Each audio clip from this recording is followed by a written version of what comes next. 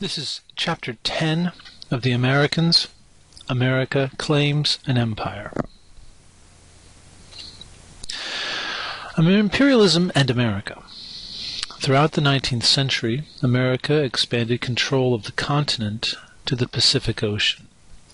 By 1880, many American leaders felt the United States should join European nations and establish colonies overseas.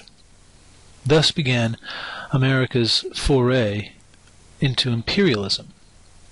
Imperialism is the policy in which stronger nations extend control over weaker nations. Why imperialism? The wealthy and the powerful desired a strong military. A naval officer by the name of Alfred MAINE had done a study of history of empires and advised a strong navy, because when he examined the Greek Empire, the Roman Empire, and the British Empire, he noticed they all had one thing in common, which was control over the oceans. Through controlling the oceans, a strong nation can extend control over weaker nations. The second reason for imperialism is the desire or thirst for new markets. The United States was producing a surplus of grain, sugar, and wheat. This was needed to sell to other countries. The United States was not producing too much for all of its citizens. It was just producing too much of some crops, and therefore the wealthy and the powerful wanted access to overseas markets so they could continue to make more money, even though the American people suffered from not enough. The third reason was the belief in cultural superiority. This was the belief that Anglo-Saxons were superior to all others in the world. The English, Protestant, white tradition was superior to Buddhists, Hindus, Muslims, and Catholics. That white people were superior to non-white people. This racist policy was the third reason for why the United States wanted an empire. American empire begins with the acquisition of Alaska. In 1867, Secretary of State William Stewart arranged for the United States to buy Alaska from the Russians for $7.2 million. Many critics of this thought it was a silly idea and called Alaska Stewart's icebox. Today, we know that it was very smart to purchase Alaska at the very low price of just 2 cents an acre, because Alaska is rich in timber, minerals, and oil. After Alaska, the United States took over the independent kingdom of Hawaii. Hawaii had been economically important to the United States for centuries because of the enormous sugar plantations that became an essential part of the American diet. To avoid import taxes on sugar, plantation owners pleaded with the United States to make Hawaii a territory, but not a state. The United States saw Hawaii as a valuable military location and had built a naval base at Pearl Harbor in 1887. With the help of the United States military, a white plantation owner by the name of Sanford Dole led an overthrow of the Hawaiian government in 1898, and the United States annexed this territory, allowing Sanford Dole and other white sugar plantation owners to make millions and millions of dollars in tax-free profits. And Hawaii only formally became a full state of the United States in 1959. 50 years allowing the white plantation owners the ability to profit from the labor of the people of Hawaii, while denying the people of Hawaii political representation as a state. Section 2 describes the Spanish-American War. Like Hawaii, America had long held an interest in Cuba because of the sugar and other crops that could be grown there. just 90 miles off the coast of the United States, it was actually geographically more convenient to take over Cuba than Hawaii. Cuba was a territory of the Spanish Empire, and the Cubans had unsuccessfully rebelled against Spanish rule in the late 19th century. The United States was familiar with this call for freedom, and many Americans wanted to help the Cubans become free. When Spain abolished slavery, however, in 1886, the United States invested millions of dollars in Cuban sugar, despite the fact that the Cuban people were still being dominated. This shows that while we can respect the freedom or desire for freedom of another people, we will still profit from their oppression. Cuba's Second War for Independence erupted in 1895 when a poet by the name of José Martí led a revolution against the Spanish. José Martí deliberately destroyed property, including American sugar plantations, hoping to provoke an American intervention. José Martí knew that the United States was ruled by the wealthy and the powerful, and that if you destroyed the objects of the wealthy and the powerful, that they would use the United States to protect their economic interests. The economic interests of the United States were disguised in the form of propaganda when the newspapers reported Spanish atrocities instead of the economic interests for why we were going to war. Newspaper publishers William Randolph Hearst and Joseph Pulitzer deliberately exaggerated Spanish atrocities and brutality in their reporting of what was going on in Cuba.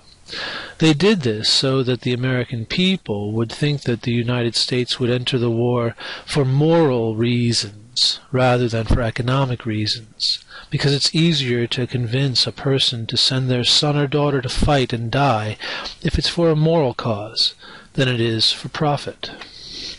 The United States was drawn into the Spanish War when the U.S.S. Maine exploded in early 1888.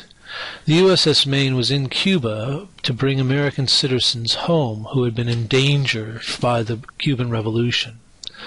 On February 15, 1898, the ship blew up in the harbor of Havana.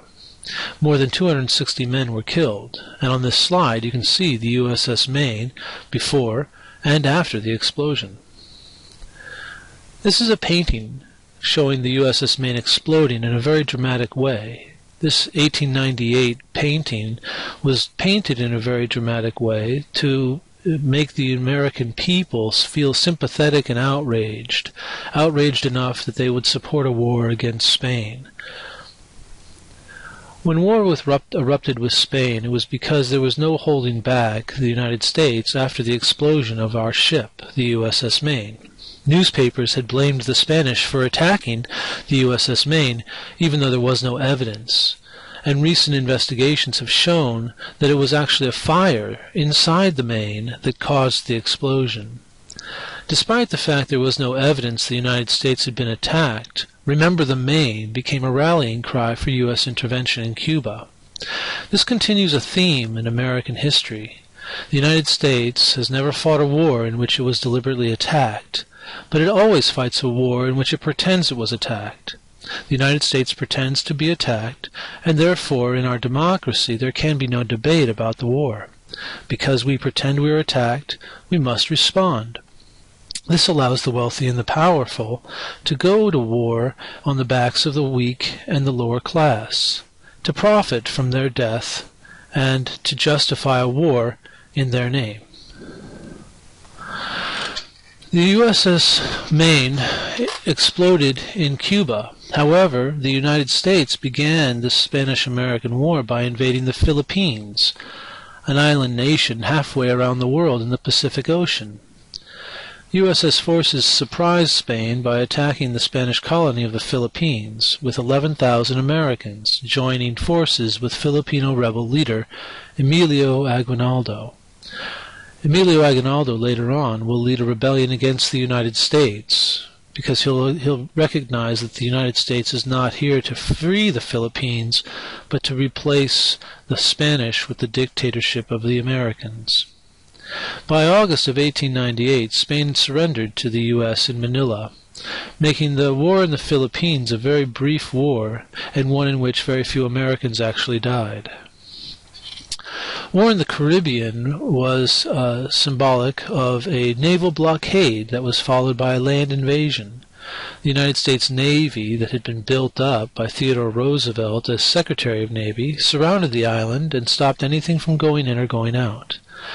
Roosevelt then led his Rough Riders in a victory at San Juan Hill, invading the island nation. Theodore Roosevelt's army troop was called the Rough Riders because it was made up of Western frontiersmen as well as elite aristocrats from New England. Roosevelt was an elite aristocrat who, because of his desire to seem like a common man, portrayed himself as a Western frontiersman. Next, the American Navy destroyed the Spanish fleet and paved way for the invasion of Puerto Rico, another Spanish colony. Over the next 40 years, the United States would periodically invade and occupy and attack many nations throughout the Caribbean and South America. On this map, you can see countries that were taken over by the United States, as well as arrows showing American military expeditions into other countries.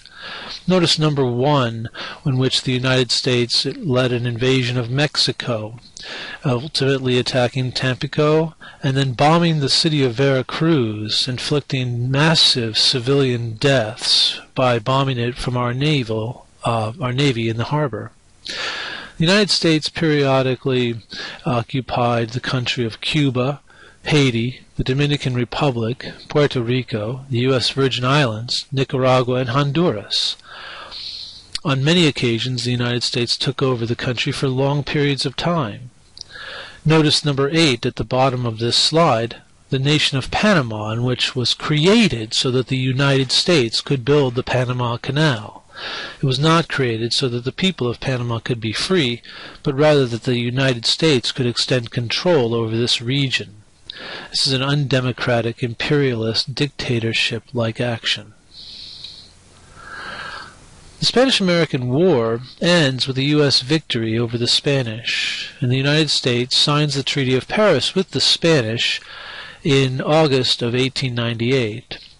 Secretary of State John Hay called the Spanish-American War a splendid little war, emphasizing the fact that the United States likes wars that are fast and in which very few Americans die. This is very unusual because usually wars are much longer and many people die. Of course, the United States doesn't pay attention to non-Americans who die in war, only Americans. For example, the war against Spain lasted only 16 weeks. Cuba was now supposedly independent. However, as we saw on the previous slide, the United States would routinely take over the country whenever it wanted to. The United States received the island nation of Guam, Puerto Rico, and bought the Philippines for $20 million. Neither the people of Guam, Puerto Rico, nor the Philippines received a penny, and none of them wanted to be taken over by the United States. In its imperialist, racist way, the United States paid Spain for these territories, showing that the United States felt it was culturally superior to the people of Guam, Puerto Rico, and the Philippines.